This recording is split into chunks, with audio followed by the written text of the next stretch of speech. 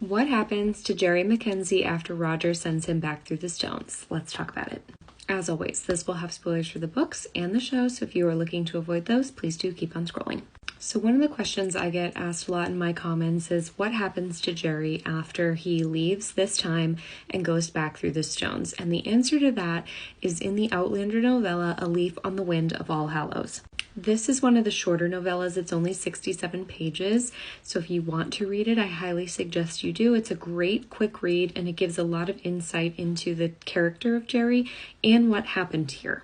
This video will kind of be a summary of what happens in that novella, but it is omitting a lot of what he does when he lands back in time and a few scenes with Roger's mother. So even though I'm going to summarize this, definitely go back and read this novella if you are interested in Jerry at all. It's really great. The novella actually opens with a little reminder from Diana herself that in the book An Echo in the Bone, Claire actually has a conversation with Roger about Frank and how she had been corresponding with him via letters during the war. And in one of those letters, Frank tells her about a man, a Spitfire pilot, who goes missing on one of his missions, and the plane is recovered, but the pilot is not. And he tells Claire that the man's name was Jeremiah, a name that he thought was sort of poetic irony, noting that it was kind of a doomed name for the pilot to have. And Claire points out at that point to Roger that the plane landed in Northumbria, an area that is southern Scotland and northern England and has lots of standing stones scattered throughout it. So this whole concept that Jerry could have traveled back through time is not foreign to Roger in the books. So in the novella, when we meet Jerry, he is being sent on a mission by Frank to fly his Spitfire plane over Poland to take pictures of camps there. They have attached cameras to the planes, and Jerry is one of the pilots that is asked to fly over restricted airspace, essentially, and collect photos. While on his mission, the photos get jammed, the camera, and his plane malfunctions, and he ends up crashing it in Northumbria, as Claire notes. And when he lands there, he's ejected from the plane, and it's quite foggy outside, and all he sees in the distance are some kind of amorphous shapes, and when he approaches them, he discovers that they are standing stones. When he is there, and when he lands, it is around the time of Halloween, All Hallows Eve, or Samhain, as they like to pronounce it. And in the books, there's definitely more of an influence about the portals opening during holidays like this. While standing near the stones, he feels and hears that terrible buzzing noise that a lot of the time travelers seem to experience, and leans himself against the stone to try and kind of brace his headache, and ends up falling through.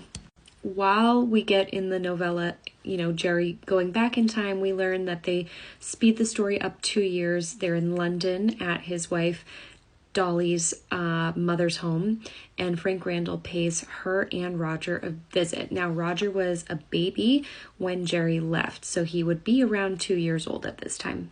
Dolly is obviously upset getting the news that Jerry is not coming back, and actually yells at Frank and blames him for his death because he is the one who sent him out on the mission. This is something that in the Outlander novel, the first book, he is still grappling with, Frank is still grappling with, and Claire is aware of the fact that the men that he lost weigh very heavily on him. That's something that's a little more front of mind in the books than I think they depicted in the show, but Jerry is one of those men that he is deeply sad to have lost. Now, one of the changes is that in the novella, when Roger and Buck find Jerry, they don't have his dog tags because Buck points out that the older woman that they found with them wasn't willing to give them back to them. And so this is a key component that plays into what happens to Jerry when he returns to his own time. Roger asks Jerry if he came through the stones with a gemstone, and he says that he had a raw sapphire in his pocket, and Roger gives him the gemstone, similar to what we see play out in the show. In the books, he tells him to think of his wife Marjorie and not think of his son, and so Jerry is confused as to how the man, Roger does not introduce himself, so he doesn't know his name. He's confused how this man could know his wife's name and that he has a son. Now, the difference in the books is that this scene takes place at nighttime, and when Jerry starts to approach the stones, he actually calls out to his wife and asks for help, and when he gets close, Roger grabs his shoulder and spins him around, and Jerry thinks that it might be one of the men that are chasing after him, so he raises his fist, and Roger grabs it and tells him, looking him in the eyes, "I love you," and then immediately spins and walks away. Jerry actually hears Buck ask Roger why he would say something like that to him, and Roger tells Buck that it's because he's not going to make it and this might be the only chance he gets.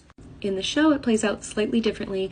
Jerry asks Roger to tell him something, and Roger tells him that they win the war in large part due to men like him. Roger also tells Jerry he loves him to his back as he's walking through the stones. So again, they've rearranged some of these plot lines. I think they kind of inserted the line about we win the war from men like you to include the conversation that Frank has with Dolly where they talk about how brave Jerry was.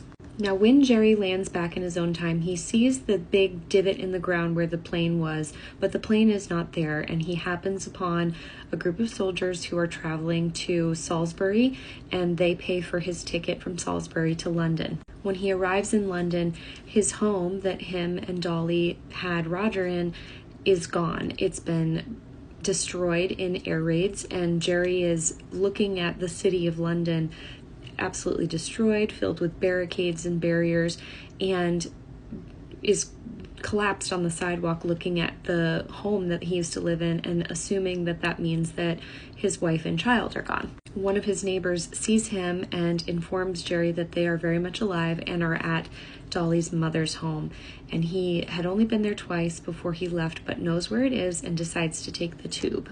Now, when he gets to that area of the city, siren goes off for another air raid, and he is swept up in a crowd that goes down to the station to take cover underground. He helps this woman and her daughter find shelter in one of the rare gaps amongst the crowds, and they hear a thud above them that causes a huge crack to run through the ceiling of the station. From Jerry's position further up on the stairs, he can see who would be underneath where that crack is, and while looking through the crowd, he actually spots his wife and Roger. One of the first things he notices is that she cut her hair, and she glances and spots him as well, and immediately starts pushing through the crowd with Roger and throws Roger up the stairs to Jerry. Now, Jerry does catch Roger, but the momentum causes him to fall backwards into the crowd, and then as the crowd kind of moves and shifts around, he actually falls and sidesteps and lands on the tracks. Jerry actually ends up hitting his head on the tracks, and in the books they depict that he never actually hears his own head, his skull crack, or the screams of people, and all he can feel is Roger's heartbeat against him. He is slowly losing his life, and he can hear men that are looking through the crowd, and they see him and say, "What about him?" And one of the guys says, "Oh no, he's gone. Look at his head. He has a caved in head. That's horrible." And they take Roger from Jerry. They look for an ID on Jerry because they can see that he's an RAF pilot and can't find any dog tags on him, which calls back to earlier when Roger was unable to give his identification to his father, and that's why they never knew that he went back to his own time, because he wasn't identified in his death. Jerry can hear the men talking over him, saying that he must have gone AWOL, and he thinks that Dolly would have found that quite funny. And the scene ends with him seeing her and seeing her smiling at him, and he just kind of fades away. And as the men are taking Roger away, they say that the rest of the tunnel and the station is about to collapse in on itself. And so he and Dolly are both lost in this blitz. In the show, Roger recalls this like a memory that he can't tell whether or not it's real. And in reality, he actually saves his own life by going back to this time and saving his father. If Roger hadn't have done this, he himself would have died as a child. He later in the show tells Buck that he hopes his father went somewhere better than here, and sadly we know that this is what happens, but he is with his wife when he does lose his life.